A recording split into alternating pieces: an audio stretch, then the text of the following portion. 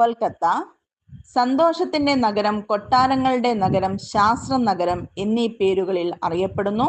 ഇന്ത്യയിൽ ആദ്യത്തെ ഹൈക്കോടതി 1862 കൊൽക്കത്തയിൽ നിലവിൽ വന്നു. 2013 100ാം ശാസ്ത്ര കോൺഗ്രസിനു വേദിയായ നഗരം. ഇന്ത്യയിലെ ആദ്യത്തെ ഭൂഗർഭ റെയിൽവേ നിലവിൽ വന്ന നഗരം. 1984 മെട്രോ റെയിൽ നിലവിൽ വന്നത്. Eastern railway, south eastern railway എന്നിവയുടെ ആസ്ഥാനം. തലസ്ഥാനം കൊൽക്കത്തയിൽ നിന്ന് ഡൽഹിയിലേക്ക് മാറ്റിയ വൈസ്രോയിയാണ് ഹാർഡിഞ്ച് രണ്ടാമൻ.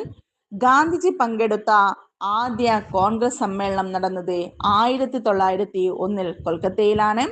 വന്ദേ മാതരം ആദ്യമായി ആലപിച്ചത് 1896 കൊൽക്കത്ത കോൺഗ്രസ് സമ്മേളനത്തിലാണ്. ജനഗണമന ആദ്യമായി ആലപിച്ചത് 1911 കോൺഗ്രസ് സമ്മേളനത്തിലാണ്. ഇന്ത്യയിലെ ആദ്യത്തെ സർവകലാശാല, ഹോമിയോ കോളേജ്, ഏഷ്യയിലെ ആദ്യത്തെ മെഡിക്കൽ കോളേജ് എന്നിവ സ്ഥാപിതമായത് കൊൽക്കത്തയിലാണ്.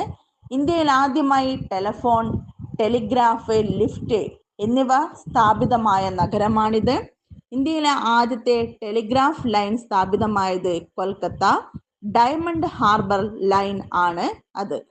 വനം, പരിസ്ഥിതി വിഷയങ്ങൾ കൈകാര്യം ചെയ്യുന്നതിന് ഇന്ത്യയിൽ ആദ്യമായി ഗ്രീൻ ബെഞ്ച് സ്ഥാപിതമായത് കൊൽക്കത്ത ഹൈക്കോടതിയിലാണ്.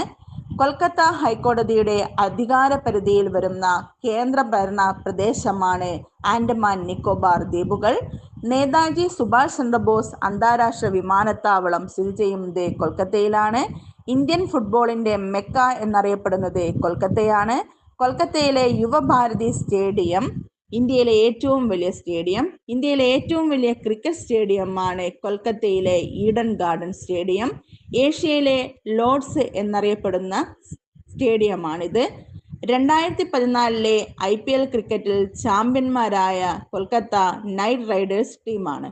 കൊൽക്കത്തയും ധാക്കയ്ക്കുമിടയിൽ സർവീസ് നടത്തുന്ന ട്രെയിനാണ് മൈത്രി എക്സ്പ്രസ്. ബംഗാളി സിനിമാ വ്യവസായത്തിന്റെ ആസ്ഥാനം കൊൽക്കത്തയാണ്.